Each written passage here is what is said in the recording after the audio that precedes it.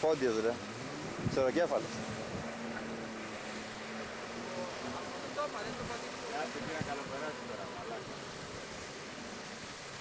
Πάρ' τα αρχίδια μου τώρα, μαλάκα. Αυτό πάθες, είναι πάρα πολύ παθή. Αμέ, σπίτι. Ένα Πακιστάνο για αυτό δεν έδωσε για διακοπές. Όπα! Δύο τσιπάκια θέλει για να πει. Έχει δύο.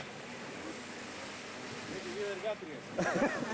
Με φτιάρια, Θα βγει ρε, μα αυτός είναι ξεροκέφαλος, δεν είναι πόντιος, θα βγει ρε μαλάκα, σου λέω. Τετράλιτρο είναι. Ναι. Άμα δεν θα πήγαινε εκεί.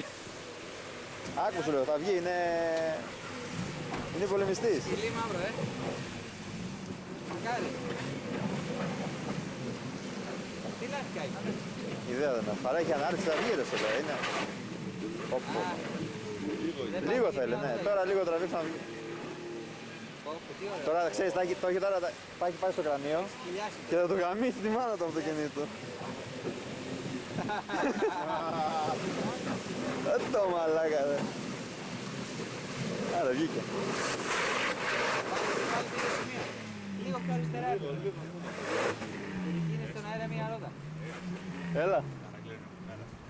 Δεν καταλαβαίνει τίποτα ρε μαλάκα. Και άμα το βγήκε ο Πόντιος δεν καταλαβαίνει τίποτα. Αυτή η καπνή τι είναι όμως. Από εξάτμιση λογικά. Γιατί βέβαια ότι έχει βγάλει ο πούστης. Τώρα θα πάρει φόρα και τέλος. Νίκο! Πες του λίγο πιο αριστερά!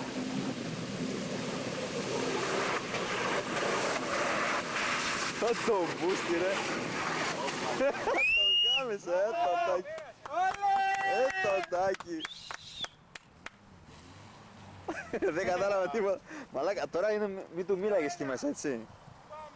Είναι μη του μίλαγες εκείνη τη στιγμή.